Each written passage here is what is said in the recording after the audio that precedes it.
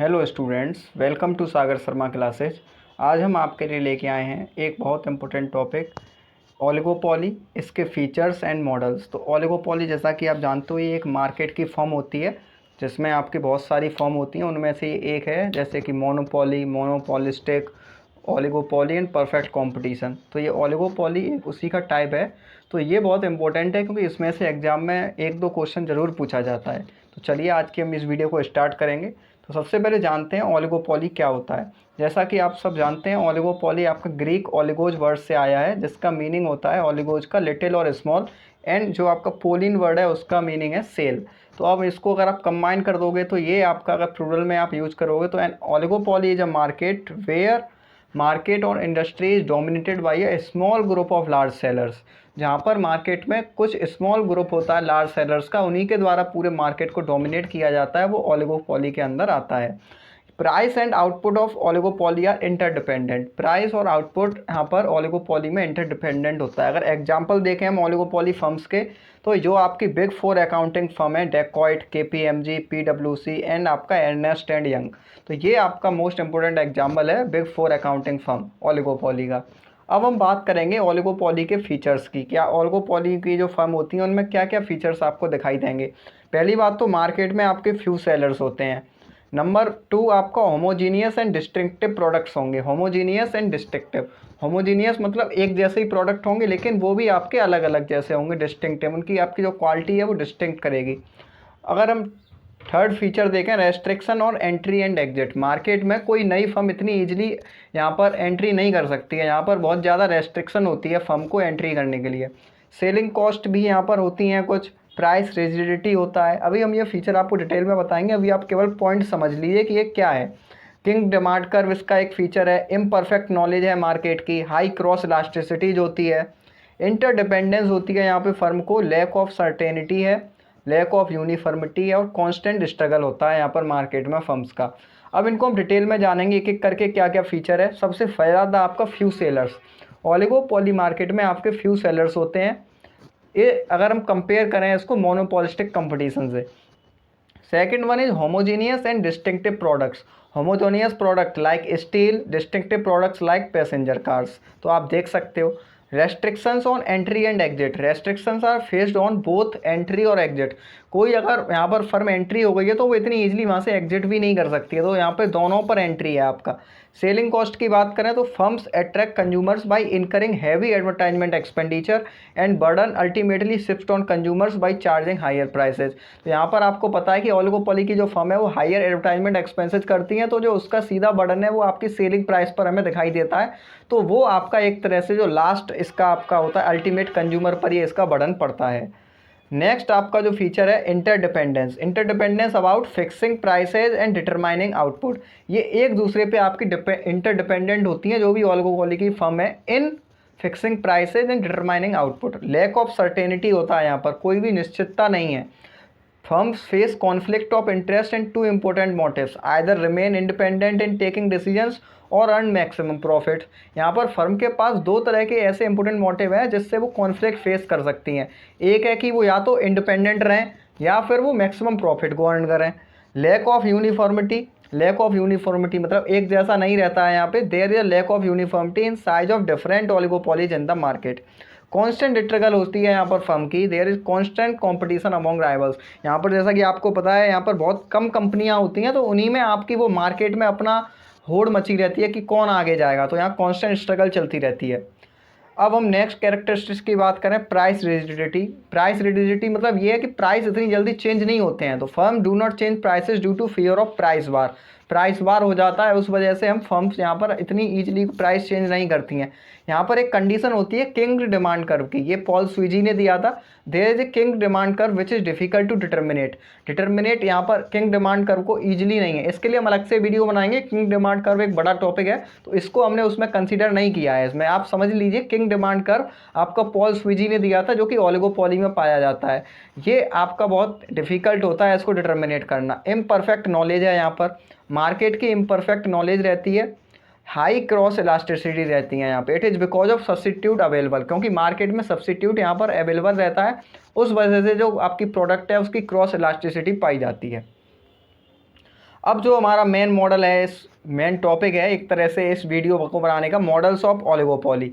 Models of oligopoly में आपके इस वीडियो में 5 कंसीडर किए गए हैं और यही आपके मॉडल्स होते हैं आपके डुओपॉली में, डुओपॉली।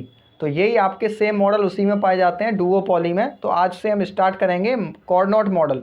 कॉर्डनॉट मॉडल जो भी फर्म आपकी एप्लीकेबल है वहाँ होमोजेनियस प्रोडक्ट दिखाई देंगे। इस केस में कॉस्ट ऑफ प्रोडक्शन जीरो होती है। Only demand is analysed and market demand curve is linear. केवल डिमांड को हम एनालाइज करते हैं, जो मार्केट का डिमांड कर्व है वो लीनियर रहता है। Firms do not react to change in price of goods of other firms. इसमें क्या है कि अगर कोई दूसरी कंपनी अपने प्राइस को चेंज कर रही है तो जो एक कंपनी है वो अपना उस पर कोई इफेक्ट नहीं पड़ेगा, वो अपना सेम ही प्राइस रखती है।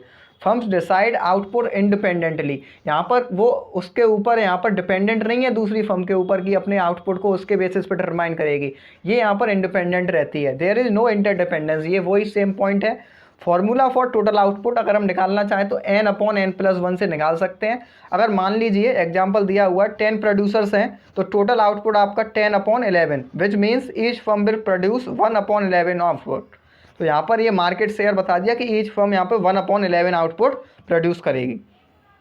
सेकंड मॉडल है आपका बर्ट्रैंड मॉडल। बर्ट्रैंड मॉडल, इसमें आपका प्राइस इज वेरिएबल है, नॉट आउटपुट। तो इसका मतलब प्राइस चेंज कर सकती है फर्म लेकिन अपने आउटपुट को नहीं कर सकती है।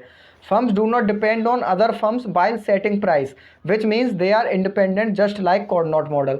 तो ये आपकी कॉर्डनॉट मॉडल की सिमिलरिटी है कि यहाँ पर जो फर्म अपने जो प्राइस को सेट कर रही है तो वो इंडिपेंडेंट है, वो दूसरी फर्म को देख के नहीं करती है। Each producer believes that producer will keep price constant. यहाँ पर जो हर एक फर्म का प्रोड्यूसर है वो ये बिलीव करेगा कि जो आपके प्राइस हैं वो कांस्टेंट रखेगा प्रोड्यूसर। प्रोडक्ट्स आर होमोजीनियस, एक जैसे प्रोडक्ट ही होते हैं। Equilibrium is achieved when P = AC।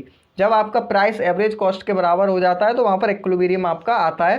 According to Bertrand model output production is unlimited. Output production यहाँ पर अनलिमिटेड होता है। थर्ड मॉडल है आपका इंपॉर्टेंट मॉडल है ये एजवर्थ मॉडल। एजवर्थ मॉडल क्या होता है? Productivity capacity of each duopolist is limited so that neither duopolist can meet entire demand at the lower price ranges. इसमें क्या है कि प्रोडक्टिव कैपेसिटी लिमिटेड है, तो जो फर्म है वो इतना कैपेबल नहीं है कि वो पूरे मार्केट की डिमांड को आपकी कंपाइल कर सके। Firm set prices as well as without taking rivals into consideration. तो यहाँ पर भी आपका जो अभी हमने बताया था कॉर्डनॉट मॉडल में और बर्ट्रैंड मॉडल में उसी की तरह है कि यहाँ भी वो इंडिपेंडेंट है जब भी प्राइस को डिटरमाइन कर रही है। Edgeworth showed that no determinate equilibrium would be reached in duopoly. Edgeworth की मॉडल क्या बताता है कि यहाँ पर कोई भी ऐसा डिटरमिनेंट नहीं है जो कि फर्म को इक्विलिब्रियम में ला सके in case of duopoly. Models of oligopoly में जो नेक्स्ट आपका मॉडल है चैम्बरलिन मॉडल। ये मोस्ट इंपॉर्टेंट मॉडल है आपका चैम्बरलिन मॉडल। ये मोनोपोलिस्टिक कंपटीशन का जो आपका प्रोफेसर चैम्बरलिन ने दिया था उसी में इन्होंने इसको बताया था। देयर इज म्यूचुअल डिपेंडेंस, यहाँ पर फर्म को म्यूचुअल डिपेंडेंस होती है। Price and output is important to determine equilibrium. तो यहाँ पर प्राइस भी फर्म डिटरमाइन करेगी, आउटपुट भी डिटरमाइन करती है। मैक्सिमम प्रॉफिट्स और equilibrium can be attained in case of non collusive oligopoly. दो तरह की ओलिगोपॉली होती हैं, collusive oligopoly, non collusive oligopoly. इनके बारे में डिटेल्स में वीडियो बनाएंगे क्योंकि इसमें इसको अगर हम कंसीडर करते हैं तो ज़्यादा बड़ी वीडियो हो जाती है, इस वजह से नहीं किया गया है। नेक्स्ट जो आपका लास्ट मॉडल है जो कि हमने इसमें लिया है स्टेगल मॉडल। स्टेगल मॉडल को अगर आप शॉर्ट में समझोगे तो ये एक मॉडल ऑफ ओलिगोपॉली है that sets output before other firms. ये आउटपुट बता देता है जब तक आपकी दूसरी फर्म ने भी नहीं आउटपुट बताया उससे पहले। Output can be varied to determine profit. Output को हम वेरी भी कर सकते हैं अगर प्रॉफिट को डिटरमाइन करना है। Firms are dependent on each other. Firms एक दूसरे पे डिपेंडेंट रहती हैं आपकी। और यहाँ पर आपका कट थ्रोट कंपटीशन होता है। अगर एक फर्म प्राइस कम करती है तो दूसरी फर्म भी उससे कम कर देती है, तो यहाँ पे कट थ्रोट कंपटीशन देखने को मिलता है। अब इनको शॉर्ट में आप समझ सकते हो, हमने इस शॉर्ट में कंपाइल कर दिया है पांचों मॉडल को, Cournot model, Bertrand model, Edgeworth model, Chamberlin model, Stackelberg model. यहाँ पर आपका डिटरमिनेंट फॉर इक्विलिब्रियम आउटपुट होता है। इंडिपेंडेंट मॉडल है ये, मतलब दूसरी जो राइवलरी फर्म है उनको देख के कोई डिसीजन नहीं लिया जाता। कॉस्ट ऑफ प्रोडक्शन जीरो है। बर्ट्रैंड मॉडल में अगर हम देखें तो डिटरमिनेंट फॉर इक्विलिब्रियम प्राइस यहाँ भी होता है, इंडिपेंडेंट है only price is variable and not output. Edgeworth model में क्या पढ़ा था हमने कि ना तो आपका प्राइस और ना ही आउटपुट डिटर्मिनेंट है फॉर इक्विलिब्रियम, ये भी इंडिपेंडेंट होता है। ये set price independently, rivals are not conditioned. तो आपको ये पता पड़ गया होगा कि इसमें भी ये इंडिपेंडेंट है, ये भी इंडिपेंडेंट है, ये भी। तो स्टार्टिंग के 3 आपके इंडिपेंडेंट होते हैं, जबकि चैम्बरलिन मॉडल और स्टेगल मॉडल डिपेंडेंट है। डिपेंडेंट का मतलब ये है कि जब भी आप प्राइस डिसाइड कर रहे हो तो आप राइवल्स को, फर्म को देख के करोगे। Price and output are determinant. और जैसा कि मैंने बताया था, कट स्टेकलबर्ग मॉडल है, उसमें कट थ्रोट कॉम्पिटिशन देखने को मिलता है। ठीक है, तो आप आशा करते हैं आपको ये पांचों मॉडल क्लियर हो गए होंगे। इसमें एक टॉपिक और रह गया है जो आपका ओलिगोपोली में पाया जाता है, ये मोस्ट इंपोर्टेंट टॉपिक है, कार्टेल्स। कार्टेल क्या होता है? कार्टेल एक ग्रुप होता है इंडिपेंडेंट मार्केट पार्टिसिपेंट्स का, who collude with each other in order to improve their profits and dominate the market. Cartels are usually associations in the same sphere of business and thus an alliance of rivals. Cartels को अगर आप example से समझोगे तो ज़्यादा easily समझ पाओगे। आज जैसा कि आपको पता है, ओपेक एक आपका ग्रुप है जो कि ऑयल प्रोड्यूसिंग एक्सपोर्टिंग कंट्रीज का है। उसके मेंबर्स आपके मिलते हैं, डिसाइड करते हैं कि हमको किस किस मेंबर को कितना प्रोड्यूस करना है। जो भी इसकी मेंबर कंट्रीज हैं वो आपस में मिलती हैं, कुछ समय बाद वो डिसाइड करती हैं। तो ये कार्टेल होता है, एक ग्रुप होता है। ये आपका कोलिजिव ओलिगोपोली है, यहाँ पे मिलके जो डिसीजन लिए जाते हैं वो कोलिजिव ओलिगोपोली। नॉन कोलिजिव इसका उल्टा कर दोगे, जहाँ पर फर्म इंडिपेंडेंट रहती हैं। तो आशा करते हैं आपको इस वीडियो का एक्सप्लेनेशन बेहद पसंद आया होगा। अगर वीडियो अच्छी लगी हो तो लाइक, सब्सक्राइब और कमेंट जरूर करके बताएं। धन्यवाद।